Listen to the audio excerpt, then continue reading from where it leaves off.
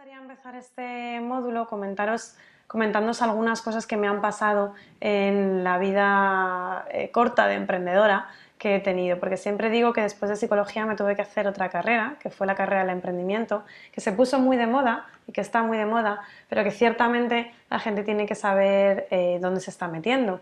Sí que es verdad que los emprendedores han existido de toda la vida, y que, bueno, y que ahora más que nunca parece que tenemos un reconocimiento, ¿no?, dentro de la sociedad. Yo creo que nos han utilizado un poco también para, como energía más positiva para poder salir de una situación, pero creo también que nos ha venido muy bien porque nos han dado la oportunidad de vernos a nosotros mismos como emprendedores cuando a veces ni siquiera nos lo imaginábamos, como por ejemplo era mi caso, que no lo tenía ni en mente cuando empecé toda esta aventura relacionada con APEC.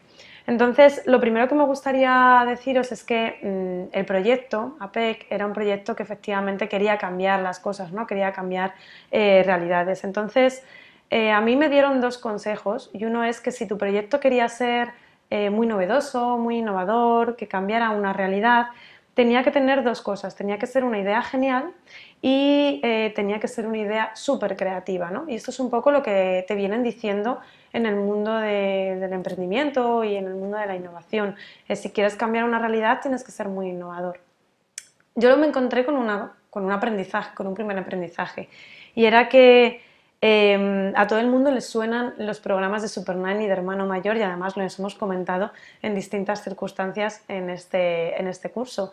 Entonces, mi idea no era una idea genial. Yo quería ser psicóloga a domicilio, ya tenía mis primeras experiencias, quería cambiar un poco la realidad de la psicología, no sabía muy bien cómo ni en qué dirección. Entonces mi idea no era genial ni era súper innovadora, porque era una idea que, aparte de salir en televisión, tenían todos los psicólogos de este país cuando empezamos a ver los programas de Supernanny. A todos se nos pasó por la cabeza ser psicólogos a domicilio, y qué hacía una mujer en casa de las personas, bueno, manejando nuevos contextos, nuevas realidades y nuevas variables. Y luego también, además, nació el Hermano Mayor, y bueno, aunque Pedro no es psicólogo, pero actúa un poco como esa figura, ¿no?, de cambio de situaciones, y está apoyada por un equipo de psicólogos detrás, pues también decías, bueno, es que esta persona también se está yendo a la situación de conflicto, ¿no?, se está yendo al propio domicilio.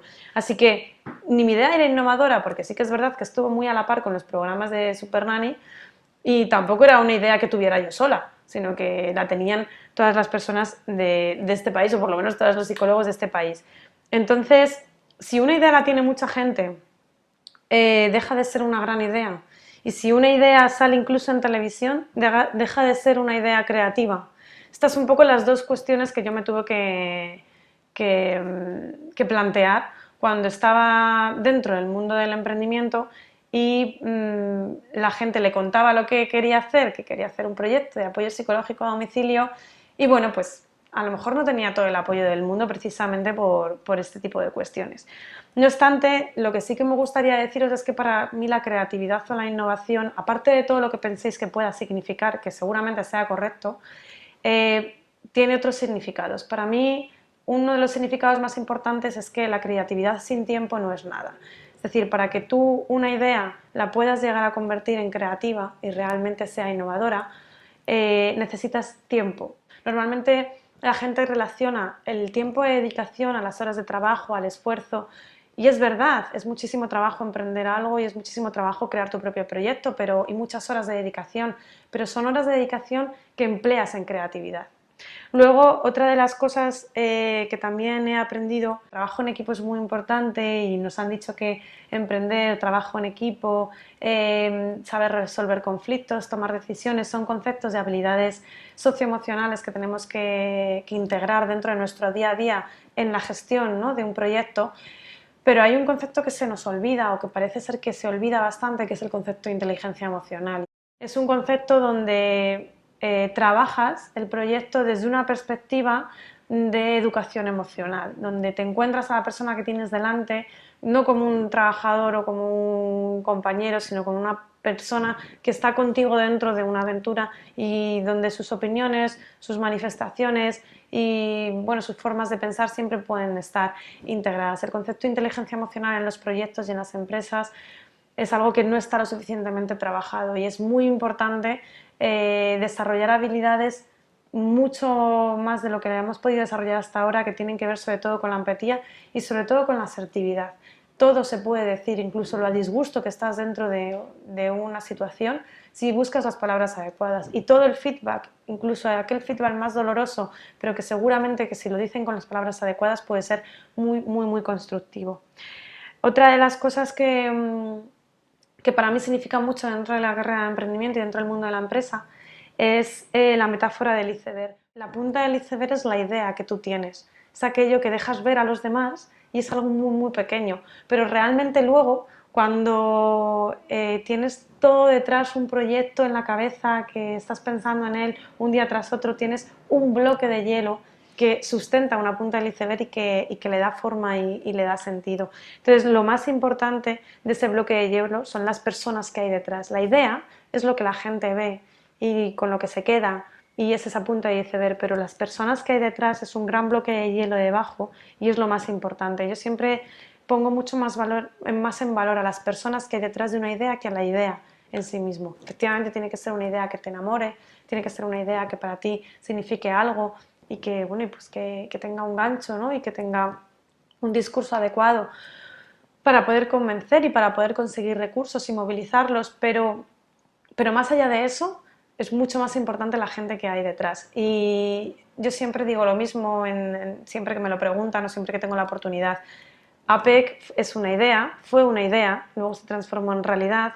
A lo mejor a la persona a la que más veis es a Natalia, que soy yo, como promotora de esa idea, pero el proyecto en sí no sería nada sin todas las personas que hay detrás de ese proyecto, que a día de hoy se van sumando y que van haciéndolo muchísimo más grande. Y ese realmente es el verdadero valor de las personas que están dentro de un proyecto, es el verdadero valor que tiene una empresa y que tiene un proyecto que quieres llevar a cabo. Por eso es tan importante tenerlas en cuenta y saber realmente cuáles son esas necesidades. Otra de las cuestiones, y una de las últimas, ¿no?, es que una empresa o un proyecto, cuando surge la primera idea, está conformado de una determinada forma, siempre con unos principios y unos valores de base, que es lo que le dan longitudinalmente vida al proyecto. Pero sí que es verdad que todo lo que no sean principios y valores, como por ejemplo en APEC es la psicología para todos, el trabajo multidisciplinar, el entorno domiciliario, todo puede y tiene que pivotar dentro de un proyecto. Es decir, APEC se concibió como tratamientos psicológicos a domicilio en población infanto-juvenil en el año 1 del proyecto, pero luego ha cambiado muchísimo, ha pivotado muchísimo y se ha transformado a medida que la nueva gente se iba incorporando y a medida que también pues iban surgiendo nuevas ideas y el proyecto iba pivotando. Por eso hay un concepto que es que es el de pivotar tu proyecto, manteniendo firmes los principios y los valores. El proyecto puede dar 200, 300, 400 vueltas, que además es sano, es buena y lo que hace es darle vida y darle continuidad. Bien, lo siguiente que quería comentaros es que hay muchas formas de explicar qué es un emprendedor y qué es crear un proyecto, pero a mí me gusta empezar, y os voy a dar mi versión sobre ello, pero a mí me gustaría empezar preguntándoos una pregunta, ¿no?, que si alguna vez os habéis preguntado qué queréis hacer en vuestra vida. Resulta que es una pregunta que es todo un reto para los jóvenes de hoy en día. Yo creo que es el reto al que nos enfrentamos, porque durante todos estos años atrás y todo lo que nos han enseñado nuestros padres, sobre todo la mayoría de ellos, como son los míos, que los dos son funcionarios, es que el camino estaba marcado y que cuanto mejor hicieras ese camino, pues más éxito ibas a tener, más estabilidad y bueno, pues una vida con más plenitud, ¿no? En mi caso, y seguramente que serán muchos de vosotros, el camino estaba marcado por terminar un bachillerato, hacer una carrera universitaria y plantearme opositar bueno, pues a los distintos certámenes que hay en el Estado, ¿no? Bien por el tema de la orientación psicológica en los colegios o bien por el tema del PIR, ¿no?, que todos conocemos. En un momento determinado el camino te lo marcan tanto que no ves si hay otro tipo de posibilidades. Y lo que a nosotros nos ha pasado con esta situación socioeconómica complicada es que nos hemos dado cuenta que a lo mejor hay otro tipo de posibilidades. Si le puedes sacar el mejor partido a la crisis dentro de lo que no tiene ningún beneficio para nadie, porque la gente lo está pasando muy mal, pero si puedes sacarle un partido adecuado a la crisis y un contexto adecuado, es que nuestro camino ya no estaba marcado o tan firmemente marcado y nos hemos tenido que buscar otros. Y eso es lo que a mí me pasó cuando empecé a realizar este proyecto. Y es que de repente llegué al final de un camino que fue terminar la carrera, que era un camino que estaba bastante marcado, y ahí empezaron a tambalearse las diferentes señales. Y a mí pues me dio por explorar en otros sentidos. Y fue una de las primeras veces que me hice la pregunta de qué quería hacer con mi vida.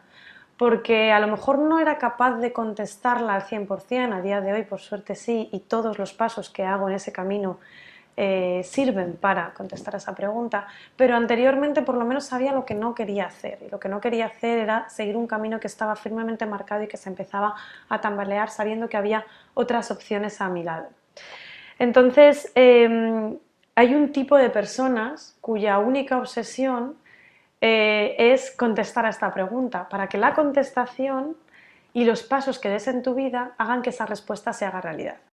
Los emprendedores son aquellas personas que por lo menos están preguntando qué quieren hacer en su vida. Además son personas que viven en la más absoluta incertidumbre y se sienten cómodas viviendo en esa incertidumbre. Es como vivir en una especie de montaña rusa, porque en una montaña rusa siempre estás o subiendo o bajando. Cuando estás subiendo, cuando estás en lo más alto, todo va muy bien, pero cuando tu empresa, tu proyecto va muy mal, estás en lo más bajo de esa montaña rusa y te sientes tremendamente frustrado. Y además es eso, es que siempre en el emprendimiento o estás subiendo o estás bajando, nunca hay puntos intermedios y normalmente las subidas son costosas y son lentas y las bajadas son estrepitosas y tremendamente dolorosas.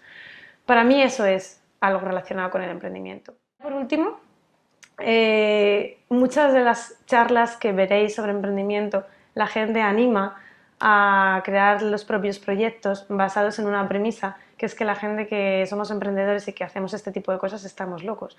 Y yo lo certifico. Es decir, todas las personas que están a mi alrededor y que están creando determinados proyectos tienen un punto de locura absoluto.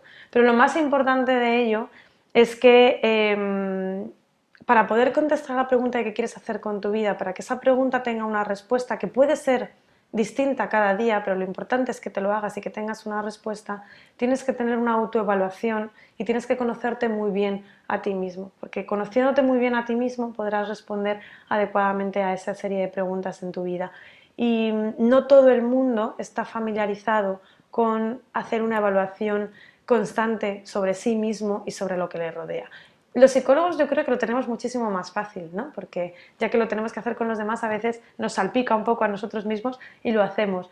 Pero la mayoría de la gente y de las personas no están acostumbrados a hacerse preguntas a ellos mismos y a atrever a contestárselas.